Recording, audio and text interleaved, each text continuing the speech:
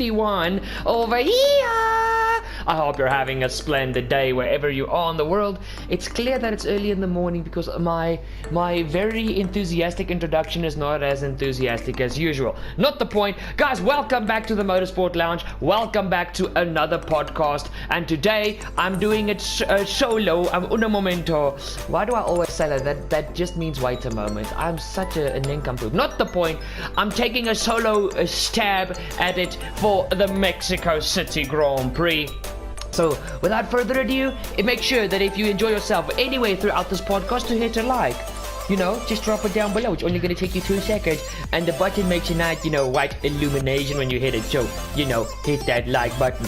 Let's jump straight into it. The race results for the Mexico City Grand Prix was Max Verstappen won the Grand Prix for Red Bull with a 1 hour, 38 minutes and 39.086 seconds, banking a full 25 points. Lewis Hamilton was P2 in his Mercedes, 16.5 seconds behind Verstappen, banking 18 points.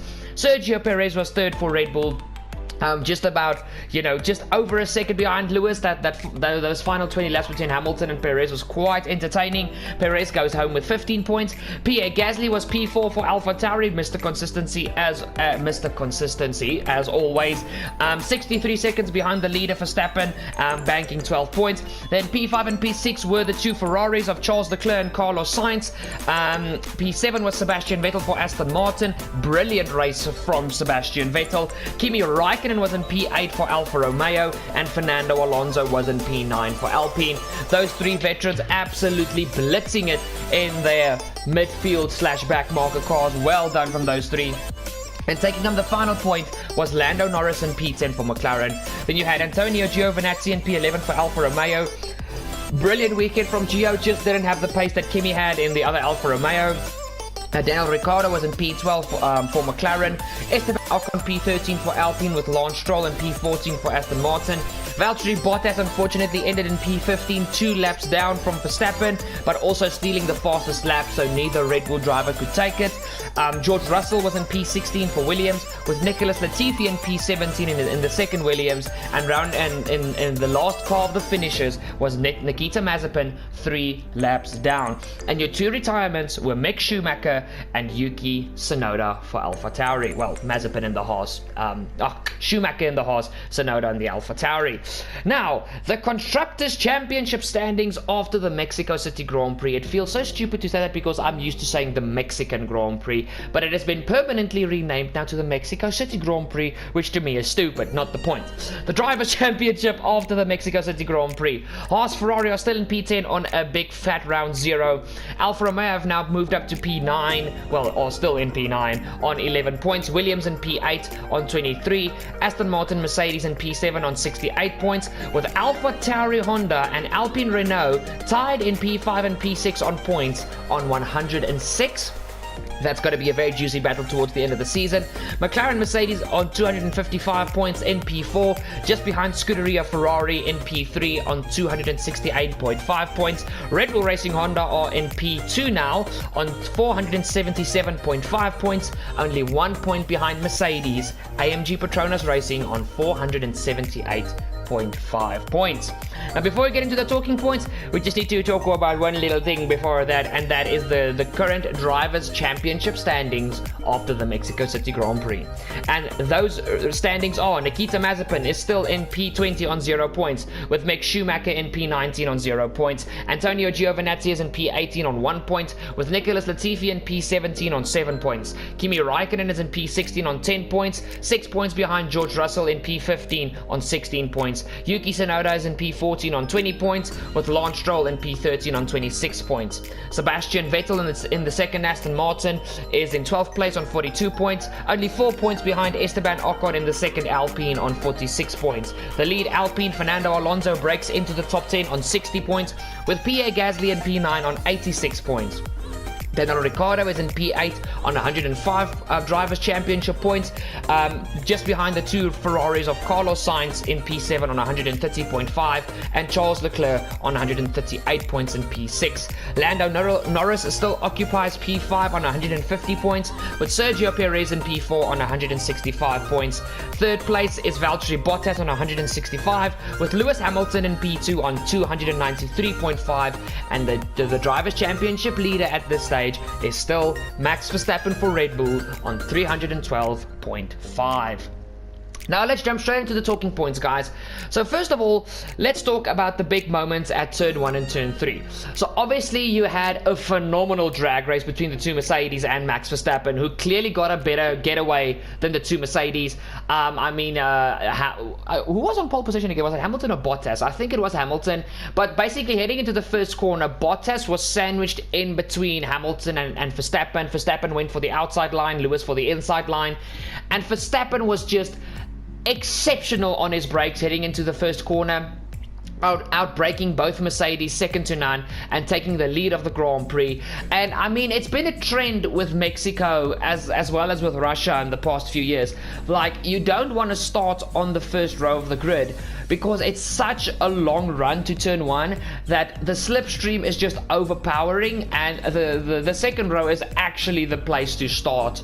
So those of you guys that were disappointed in your Red Bull drivers after qualifying, don't be, because look what happened in the race in any case. And then the other thing I want to talk about in that incident was just Daniel Ricciardo being way too late onto the brakes. Okay, not way too late. He was late, but it's still, to me, it was a bit too late, because he locked up his right front and absolutely just yeeted Valtteri Bottas, sending Bottas into a spin and costing Ricciardo his front wing. And for me personally, that was very sad to see, because I think Bottas would have played a much bigger factor in this race.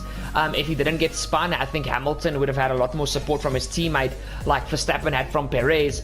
And constructors wise, that lost Mercedes a lot of points. I mean, like you guys saw, the difference between Red Bull and Mercedes is just one constructors championship point, and Mercedes are the team leading by 1 point. And yeah, I don't think that was a very comfortable situation for Mercedes. Now Ricciardo didn't get a penalty for what happened, and obviously it's the first lap, the cars are heavy, the tires are cold. It's well, they're colder than what they should be, but excuse me, but it was just a bit of a silly mistake from a experienced veteran like Ricciardo. So yeah, and I think Ricciardo cost himself a lot there, a silly mistake to make with the season he's already had. Except for his victory in Monza, that really stands out to me, and his P4 in Russia, Ricciardo has had a very, very lackluster season. So, and he had a good opportunity to get, you know, good solid top 5 for this race weekend, and he bottled it at the first corner. So that was a bit sad to see. But honestly, I also felt bad for Ricciardo at the start, because Ricciardo, to me, I think Ricciardo, and this is not, you know, fact-based, this is talking under, you know, just my own opinion. I think Daniel is getting a bit desperate, guys, because the Ricciardo we've seen this season isn't the Ricciardo we've known. I mean, look at last year at Renault. He got, was it 2 podiums for that team? And even though the W11 dominated the 2020 season, there were a few very crazy races. And Ricciardo got podiums in 2 of them. One being that very awesome podium at Nürburgring. And even back at when he was Verstappen's teammate back at Red Bull, and also Vettel's teammate, Ricciardo was a rocket ship. I mean, he got the nickname the Dive Bomb King for a very good reason. Ricciardo is the one driver that you could trust when he made a dive bomb from 10 miles back to overtake you, unlike a certain Verstappen in recent times.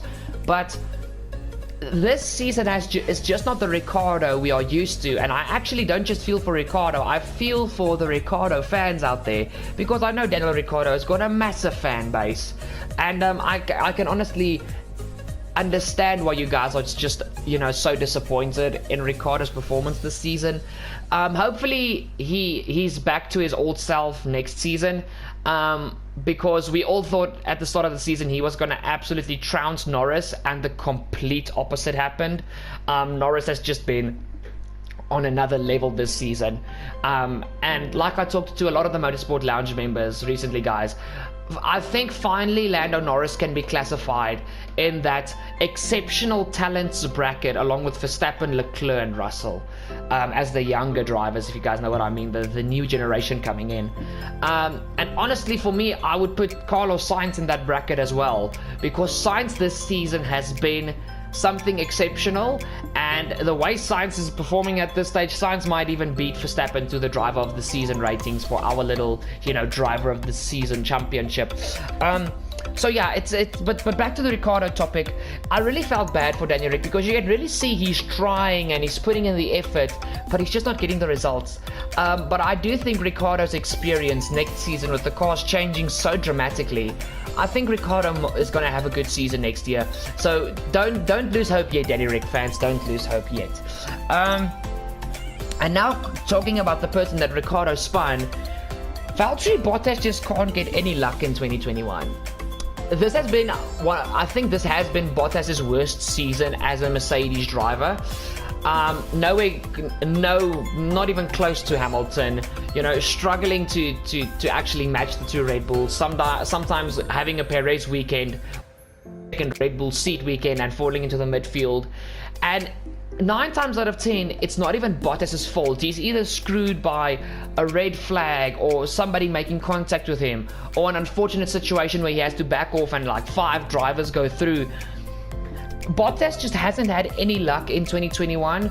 And also, one thing that I'm very grateful for is that Bottas is going to Alfa Romeo. I think the change of scenery, we're going to see a brand new Bottas next season, and we're going to see not just a brand new Bottas, but a little bit of a mixture of a brand new Bottas, as well as the Bottas of old before he drove for Mercedes, when he was back at Williams partnering Felipe Massa. Because Bottas was rapid in that Williams, and I think next season he's gonna have a big effect on Alfa Romeo, and I highly doubt that they will end something like P8 to P10 in the Constructors' Championship next season. Keep an eye on Valtteri Bottas next season. Now, let's talk about the move that I already mentioned, and that's Verstappen's T1 move. And guys, that was critical for Verstappen in my opinion. Throughout practice and qualifying, it was clear very quickly, thanks to Mexico's extremely high temperatures and the high altitude, that it was extremely hard to follow. And basically, the driver who led the race into turn 1 was the driver who had the advantage to win the race. And Verstappen knew that. I mean, we heard Lewis complaining not constantly, but a lot of times over the radio, when he was stuck in traffic with lapped cars, or getting a little bit close to Verstappen at one occasion, and just the tires and the engine temperatures were just insane at Mexico, and being stuck in a car's dirty air made it so much worse. It was hard to keep the temperatures under control by just being in clean air, and that is something that Verstappen managed beautifully. But Verstappen knew making that move into T1 at the start was critical, and he absolutely bossed it. That late braking maneuver around the outside of both Mercedes was exceptional. And guys, think about this. Verstappen initially, if you look at the start, he tries to go down the middle of the Mercedes, but as soon as Bottas blocks him off, he goes to the outside. Imagine if Verstappen stayed in the middle and Ricciardo made contact with Verstappen, not with Bottas. That would have been an absolute... I think the Verstappen army would have made sure that there was an earthquake coming from the Netherlands, just so by the way. But yeah, unfortunate for Bottas, beautiful from Verstappen, and Hamilton just, being squeezed into the inside of the corner, couldn't do much. But yeah, it was a very, very, very action-packed first 3 corners, and we're going to keep talking about it, because what a brilliant start from Pierre Gasly and Antonio Giovinazzi, keeping their noses out of trouble and just having a brilliant start. I think Giovinazzi was up to P7 or something. I think he was ahead of Carlos Sainz. And Gasly almost overtook Perez for P3. He was literally side by side with Perez going into the 4th corner. And absolutely phenomenal first lap from Gasly. Like I said, captain consistency this season has been Pierre Gasly. Absolutely fantastic first lap from both Giovinazzi and Pierre Gasly. It was P4 and P6. So wait, then it was Verstappen, Hamilton, Perez, Gasly, Sainz, not Sainz, Leclerc, and then Giovinazzi. Oh my word, Giovinazzi, I tip my hat to you, good sir. And so away from the first three corners, let's talk about the three former world champions in the form of Sebastian Vettel, Kimi Raikkonen, and obviously my hero, Fernando Alonso. Combined, they've got 7 world championships, and I know what people are going to type in the comments. Oh, they've got the same amount of world titles as Lewis Hamilton has by himself. Sod off. Not the point. Former world champions, probably the three most experienced people in the sport at this stage. And oh my word, those 3 veterans made some scintillating moves throughout the race. I'm thinking about Alonso going side by side with Russell once again, the Alonso v Russell battle when Alonso got into P10, eventually ended up P9. Raikkonen getting past his teammate was a fantastic move, and just making sure that he actually stays close to Vettel, and Vettel also keeping his nose clean, showing how much talent he still has to give. And those people that say Vettel is over his peak, get out of here, because if Vettel has the right car with his new fresh team and this new mentality, Vettel can still win a world championship. I highly doubt that Aston Martin will be able to give that to Vettel, but Vettel is still a very capable driver and never counts out Sebastian Vettel. Beautiful racing from those 3 veterans with some exceptional overtakes. It was honestly a joy to watch those 3 in action this weekend. Now, the next thing I'm going to talk about is something we haven't experienced a lot this season, and that is the race sort of died after the first 20 laps. Meaning, so the Mexico City Grand Prix is a 71 lap race. It's a long girl McGee. And after 20 laps, the race just died a bit because Verstappen stretched out his lead. Hamilton couldn't touch him. Perez was in P3, couldn't touch Hamilton. You had Gasly just doing his thing in P4 with nobody around him. The 2 Ferraris in P5 and P6. And then you had the tiny scrap between Vettel, Raikkonen, Alonso, Russell, Giovinazzi, Stroll. No, not Stroll. Stroll was not in that battle. Norris. So you guys can see that there was a bit going on, but there weren't really a lot of moves being made until we got to, for say, 3/4 of the way into the race to the end. So it basically from this point on, the race died a bit, and it just felt weird. I mean, we've been treated exceptionally this season with the amount of action we've had, not just at the front of the field between Verstappen and Hamilton and Red Bull and Mercedes, but the midfield this season once again has provided, like it did last season. I do not think the midfield battle has been as good as 2020, because I mean, you had Mercedes dominating 2020, Red Bull for sure P2, and you had a battle between Racing Point, Renault, McLaren, Ferrari, and AlphaTauri for the midfield. And it was exceptional to see. So I do not feel the midfield this year has been as close and as good as last year, but it's not a big stretch away. The midfield this season has really it's really lived up to this new midfield point of view, and it's just I would have liked to see a bit more action from the midfield for this race. But I mean, like I've said, we've been treated this entire season, and you can't have a 10 out of 10 race every single time. And it's not as if the Mexico City Grand Prix was boring. It was actually how a normal Formula 1 Grand Prix, transpires. But it just felt weird with all the action we've had this season. But it's still, like I said, not a bad race at all. And it was actually, for once, it was a bit relaxing to watch a Formula 1 Grand Prix. Now, you guys know my former league racing partner, Craigleton. SLR Craigleton, I call him Craig.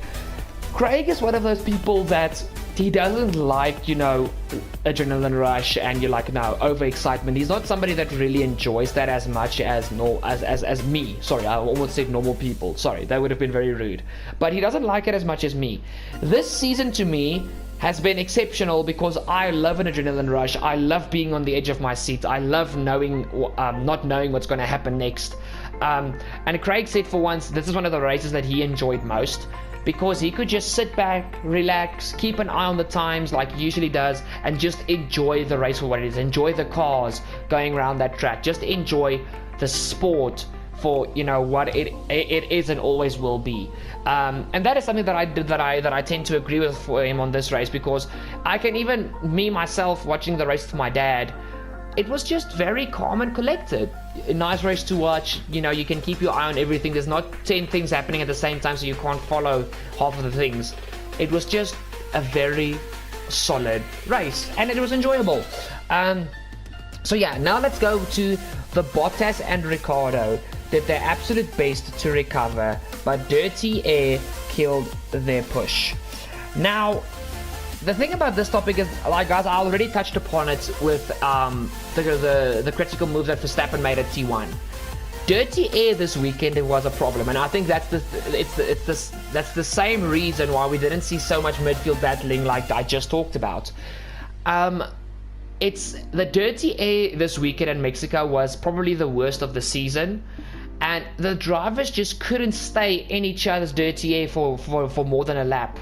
If they lasted half a lap, it was impressive, because the cars just, especially the tires, not the engines as much as the tires, but the tires, almost within 4 corners, the tires started cooking themselves. It was really, really hard to follow, and a clear indication of that is Bottas and Ricciardo. You'd think Bottas, in that absolute weapon of a Mercedes, would get up at least back into, say, P7, P6, even a top 5, but Bottas didn't even sniff points, I think, after the first lap incident, and obviously Mercedes spitted him at the end to take the fastest lap away from Perez and Verstappen, well, away from Red Bull. But still, it was really clear that overtaking was a pain in the butt at Mexico.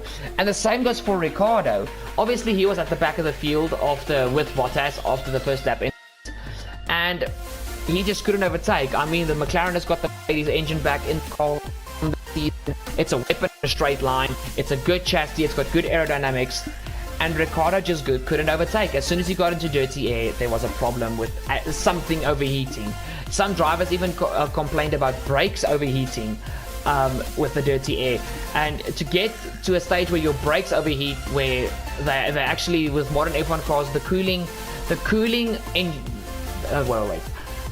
that has been engineered for the brakes is phenomenal. These cars, their brakes shouldn't overheat, you know, period. And yet, some drivers actually complained about brake overheating within dirty air. Like I said, the dirty air this weekend was absolutely terrible, and I actually don't even, you know, want to go at Ricciardo or Bottas, because it was very clear that getting past another car this weekend, even if the car's a second and a half a lap slower than you, was a very tall task. So, yeah, just a very unfortunate situation for Bottas and Ricciardo that they couldn't fight themselves back into points, because due to their qualifying, they deserved a proper points finish. But that's the way the cookie crumbles. It is what it is. Now, let's go on to... Oh, wait. We're still on the dirty air topic. And guys, what I added on this topic, sorry, it's clear that I haven't been reading my script as good as I should. Don't judge me. But the thing for the dirty air is, that is the reason I can't wait for next year's regulations. There's a lot of things with next year's regulations that I don't agree with as a Formula 1 enthusiast. But getting rid of dirty air, as much as the designers have said that they have managed, it's going to make the racing so much better. It's going to make races like this, where there wasn't really much action, it was a bit dimmed of what we're used to for the season. It's going to take that, it's going to mitigate that by a big percentage, because if the drivers can follow, they can push, they can overtake. And honestly, this is one of the reasons I can't wait for next year's regulations, because it's just going to make the racing so much better, even though I think the cars are going to be absolute donkeys. And I'm not talking about like the Haas, for instance. I'm talking about all the cars. I just think the cars are going to be terrible when it comes to cornering, especially slow speed corners. Me and Craig talked about it last night over a little bit of a gaming session. The cars, I think, are going to look terrible on track, going through corners and everything.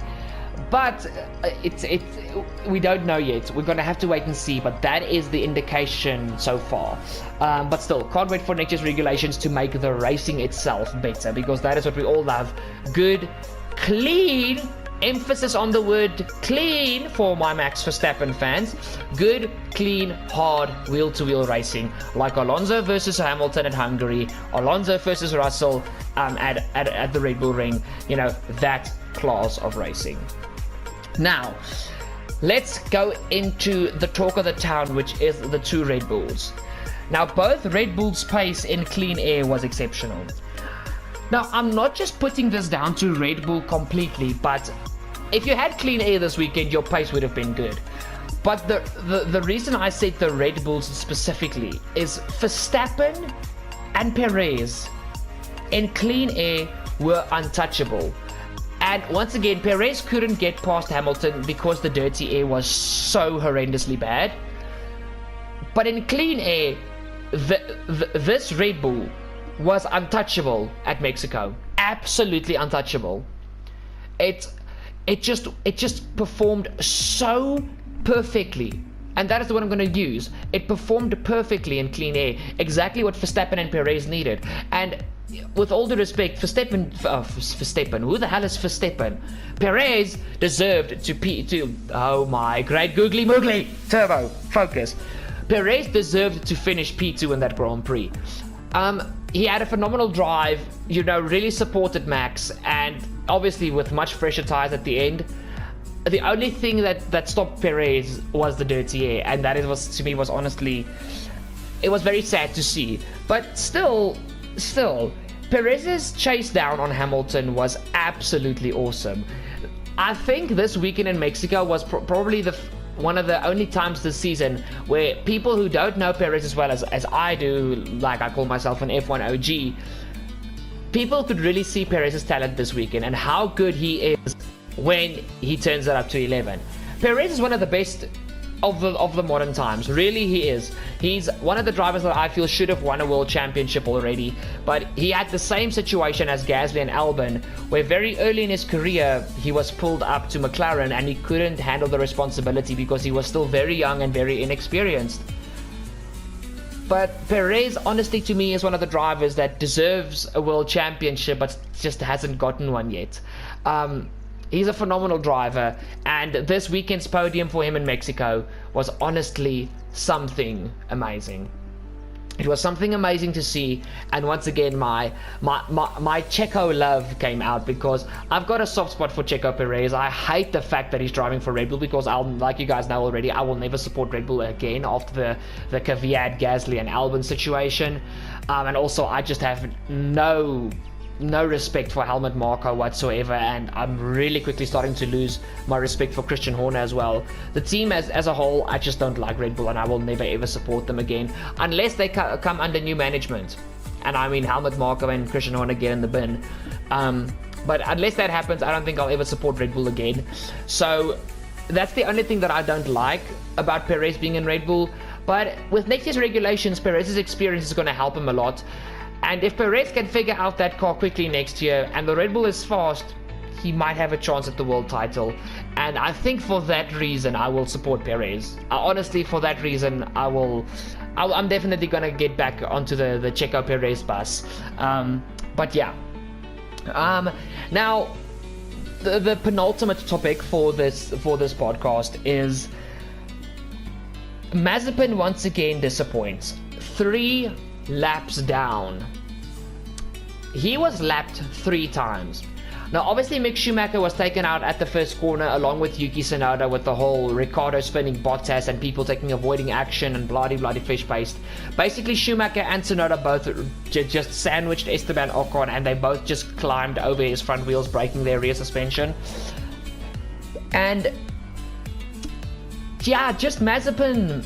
Now guys, obviously I'm going to stop teasing Mazepin, because honestly I think the amount of hate he's been getting from social media and from fans, and also just all the memes and the teasing that has made about him has really gotten to him. And I do honestly feel bad for doing that myself, because I always, as a human being, I always try not to do these things. But sometimes when something, you know, it's in the hype, everybody does it. But I am a bit disappointed in myself as well, and I know Nikita Mazepin is never going to hear or see this podcast, but I do apologize from my side for being, you know, so hard on Mazepin, because this final half of the season, he hasn't been doing so bad. He's been matching Schumacher a lot better. It's not his fault the Haas is absolutely pathetic. It's like I say every podcast, it's an absolute donkey. But this weekend, once again in Mexico, he didn't perform. He just didn't gel with the track, he didn't gel with the car. It was just, everything was wrong for Mazepin. I think he spun twice in practice as well. So, just a weekend to forget for Nikita Mazepin. And finally, the final topic I want to talk about is, has Perez finally gotten hold of that Red Bull? And my answer to you is yes. Please, you guys are more than welcome to talk about this in the comments as well, but I honestly believe Perez has gotten hold of that Red Bull. His performances after Hungary, some of them have been a bit lackluster, but when he's up there, and he's been a lot closer to Verstappen in qualifying recently, which to me is a good sign. And guys, once again, next year for me personally, it's going to be about the drivers with more experience are going to get a hold of the cars quicker. Drivers like Alonso, Perez, Hamilton. Who else have we got here? So Raikkonen obviously is retiring at the end of the year, but you've got Vettel, Gasly, Alonso, Sainz, Ricciardo, Hamilton, Bottas, and Perez. And yes, you can put Verstappen in that bracket because he's been driving since 2016 for Red Bull. He's been an F1 driver since 2015. But for the drivers that really have a lot of experience, I think I can actually take Gasly out of that list as well. But your Vettels, your Alonsos, your Sainzes, your Ricciardos, your Bottases, your Hamiltons, your Perezes, those guys, keep an eye on all the veterans next season. I think it's going to be a good one. But the long and the short, has Perez finally gotten a hold of that Red Bull? Absolutely. He's not yet on Max's pace, but he knows how to set up the car for himself so that he can perform. And keep an eye on Perez for these final, there's 4 rounds left. For these final 4 races, keep an eye on Sergio Perez, because he's definitely going to have an influence on the World Championship. But guys, that has been the topics for this Mexico City Grand Prix podcast. So let's head straight into the driver ratings. First of all, Haas.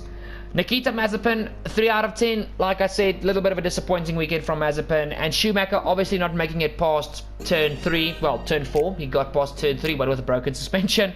Schumacher gets a 1 out of 10. Jumping towards the 2 Alfa Romeos, Giovinazzi gets a 7 out of 10. Proper weekend from Gio. Just missing out on points, but for a lot of the race being in the points and just not having the pace of the cars around him. Good race from Giovinazzi. And his teammate Kimi Raikkonen, 9 out of 10 for getting freaking P8 behind Vettel in P7. Absolutely great performance from Raikkonen with the Alfa Romeo, which I think can be considered as a back marker car. Then towards the 2 Williams, Latifi gets a 3 out of 10 and George Russell a 4 out of 10. Not really much happened for the 2 Williams drivers, very anonymous, except for Russell battling within the top 10 for a bit of the race, but he fell back. He felt like a rock and water. It was just, the Williams was terrible this weekend. Now heading towards the 2 Aston Martins, Lance Stroll obviously having a bit of a kerfuffle with the Ricciardo at a stage and just not, making a lot of mistakes. I also think a weekend to forget for Stroll. He gets a 4 out of 10. But on the other side of the Aston Martin garage, Sebastian Vettel in that Aston Martin, which has been a very hard car to drive, Vettel gets a 9 out of 10 for his P7 performance. Beautiful race from Sebastian Vettel, the 4-time world champion. Heading towards AlphaTauri, Yuki Tsunoda. Now guys, Yuki gets a 5 out of 10. And the reason for this is Yuki had a very good weekend, except for the race. Practice, he was on point, always in the top 10, sometimes even in the top 5. Phenomenal qualifying performance, and he just got unlucky with the whole Ocon, with the whole first corner incident and him, obviously ramping over Ocon's left front tire along with Schumacher. So Yuki had a good weekend, and I think if Yuki made it through the first corner, he would have been a big factor in this race. but unfortunately, once again, it is what it is. So Tsunoda gets a 5 out of 10, and the Frenchman, Captain Consistency, Pierre Gasly, there's not much more to say than just a 10 out of 10. Phenomenal performance from Gasly. P4, Mr. Consistency. Well done, Pierre. Heading towards the 2 Alpines, Esteban Ocon, besides the first corner with the contact with Schumi and Tsunoda, we didn't really see anything of Ocon. He was just there, so we couldn't really say much. Not the best qualifying, decent in practice. 4 out of 10, I think it's a legitimate mark. And then Alonso, obviously being the slower one of the 3 veterans this weekend, the Alpine was just not a good car at Mexico, which we actually thought it would be. But Alonso finished P9 behind Raikkonen and Vettel, but still a phenomenal performance. And considering how bad the Alpine was this weekend, still an absolutely incredible performance. Alonso gets an 8 out of 10. Now jumping towards the 2 Ferraris, obviously they've also recently gotten really consistent with their points finishes. Sainz gets an 8 out of 10. Beautiful, that move on Giovinazzi at the safety car restart around the outside. Beautiful from Carlos Sainz. Just once again, Ferrari having a little bit of a, they weren't seen much in the race, but they had a good performance. So Sainz gets an 8 out of 10 and Leclerc gets a 9 out of 10. Heading towards the 2 McLarens, Daniel Ricciardo, obviously the first corner incident and just not being able to pass. He gets a 5 out of 10. And Lando Norris just making the points in P10, having a very tough weekend after taking some engine penalties with it being so tough to overtake. Norris gets a 6 out of 10. Going towards Valtteri Bottas, and guys, yes, I know a lot of you guys are gonna hate me for these ratings, but Bottas, honestly, if it wasn't for Ricciardo, Bottas would have been with Hamilton that whole race, fighting for the podium with Perez, and he had a phenomenal qualifying. No, actually, I think Bottas did get pole. I actually think Bottas did get pole. Sorry guys, I can't remember. I'm recording this a few weeks after the Mexico City Grand Prix, but still, he had a very good weekend, good in practice, good in qualifying, and Bottas deserves his 7 out of 10, even though he didn't get points. He did what he needed to do for the team with the situation he was given. So well done from Bottas, 7 out of 10. And Lewis Hamilton couldn't touch Verstappen, kept Perez behind. Overall, good weekend, just struggling with temperatures and dirty air. Hamilton gets an 8 out of 10. Then towards the 2 Red Bulls, obviously both of them just a phenomenal performance. And one thing I want to say to Sergio Perez, congratulations Checo Perez for being the first ever Mexican Formula 1 driver to achieve a podium in his home Grand Prix. Kudos to you, Sergio. Kudos to you. And both Red Bull drivers, Sergio Perez and Max Verstappen, gets a 10 out of 10. What a weekend from Red Bull. So that's been the driver ratings, guys. Let's jump straight into the teams ratings. The standings after round 17, the previous round at the Circuit of the Americas, was Haas in P10 on 111, Alfa Romeo in P9 on 174, Williams P8 on 175, only 1 point ahead of Alfa Romeo. Battles getting Jose. Alfa Tauri in P7, 192 points. P6, Aston Martin on 196 points. Just 4 points difference there. Alpine not too far ahead of those two teams in P5 on 208. Mercedes in P4 on 213, with McLaren in P3 on 240, Ferrari in P2 on 261, and Red Bull still in P1 on 263. Ferrari are slowly but surely, getting a bit closer to Red Bull. But obviously this weekend Red Bull outperformed Ferrari as a team, so I think they're going to extend the gap, but not by too much, because Ferrari still had a good weekend considering where that car's pace is in comparison to the Red Bull. The standings after the Mexico City Grand Prix, so the standings after round 18. Haas is still in P10 on 115 points. Williams are now in P9 on 182 points. Alfa Romeo have moved up from P9 to P8 on 190 points. Alfa Tauri is still in P7 on 207 points, just 2 points behind Aston Martin in P6 on 209 points. Alpine is still in P5 on 220 points, with Mercedes in P4 on 228 points, McLaren P3 on 251 points, Ferrari in P2 on 278 points, just 5 points behind Red Bull Racing on 283 points, who still lead the way. Now, let's get into the Motorsport Lounge Predictions Championship for the 2021 Mexico Grand Prix.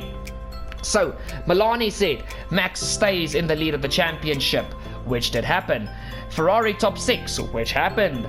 Crash in the first 5 laps, we only had to wait to the first corner. 16 points for Melanie.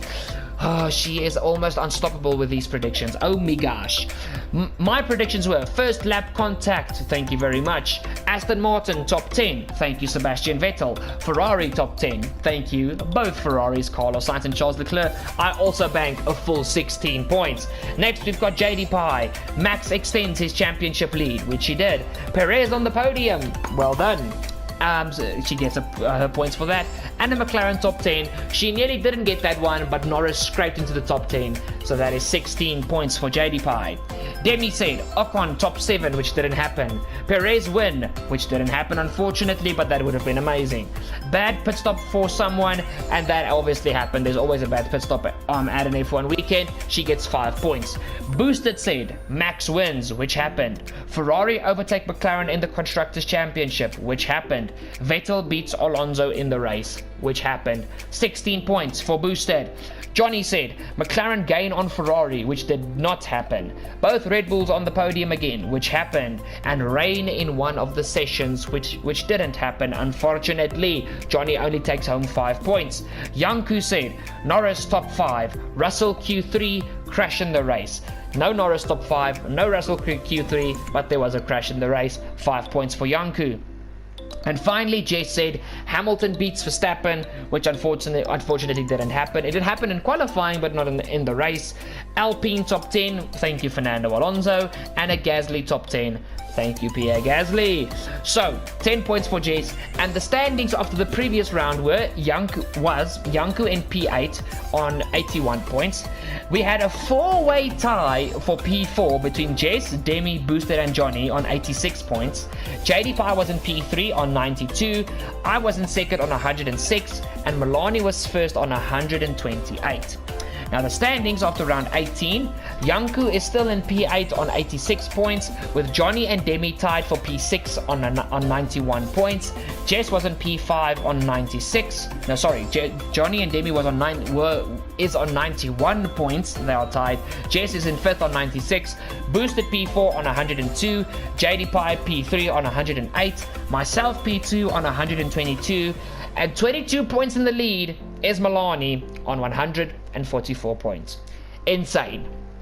So, now the final thing for this podcast, guys, before we say our goodbyes, is the 2021 Brazilian Grand Prix predictions. Well, we recently learned that it's going to be renamed to the Sao Paulo Grand Prix. What is it with Formula 1 changing the names of the Grand Prix that we so much love? So just stop it. In any case, Melanie said, weather complications in qualifying, Verstappen P1 and a Ferrari top 7. I said Ferrari top 5, Alonso top 10 and a Vettel top 10. Jadepie said Red Bull takes the lead of the Constructors' Championship, Max is on the podium and Ricciardo top 8. Boosted unfortunately didn't send in any predictions, so his predictions are nothing. Nothing's going to happen. We're going to cancel the Grand Prix weekend, and if that happens I will cry. Jess said Hamilton beats Verstappen, Raikkonen points finish and McLaren top 8. And then Demi didn't send in any predictions, as well as Jonny. And finally, Janco said Bottas on the podium, a Verstappen win, and 1 McLaren top 8. Interesting predictions from my Motorsport Lounge members. But guys, that has been the podcast. Thank you so much for watching. Thank you so much for staying till the end. And I think you guys can realize that yeah, I'm a bit tired after that one. And my throat's a bit dry because I forgot to get myself water for this podcast. Not the point. Guys, thank you so much for watching. Thank you so much for staying till the end. Make sure that you drop a like down below if you enjoyed yourself at any stage throughout this podcast, like I said at the beginning. While you're down there, please go check out the links in the description down below. Mainly my South African gaming clan, Falcon Gaming, doing some awesome work for our South African gaming community. Please check out my second YouTube channel, Forza Watch Gaming, for some non-racing game action. And thirdly, please make sure to follow me on social media. If you do enjoy this podcast and want to show your friends, please share the video with your friends. Tag me in the post or the story, and I will give you a shout out in a future video, as well as on my social media. Finally, guys, if this is your first time viewing Turbo Fox Racers and you are not yet subscribed, what are you doing? hit the subscribe down below, and don't forget to ding that bell to never ever miss a future video here. We've got podcasts, we've got F1 2020, now that you guys have obviously seen, we've got F1 2021 as well. We've got Need for Speed Heat. We've even got a bit of Wreckfest in between. You're going to be thoroughly entertained. So make sure to subscribe, ding that bell to never miss a future video, and it's been awesome. Guys, my final thoughts before we go towards the Brazilian Grand Prix. Hamilton really badly needs a bounce back if he still wants to keep his head in this championship. And I hope Lewis comes through just to keep the championship battle close. It's still a very, I'm still very neutral at this stage of the season. You know, guys know I'm not a Verstappen or Hamilton fan, neither so much Red Bull or Mercedes, even though I do prefer Mercedes over Red Bull. But for me, the battle I'm looking at is the Ferrari v McLaren battle for P3 and the constructors. But obviously enjoying the championship battle, not really caring who's going to win it now, but we'll have to see what happens at Brazil. You guys have been amazing. I love you guys, and I'll see you guys for whichever video comes next. Enjoy the rest of your day. Cheers!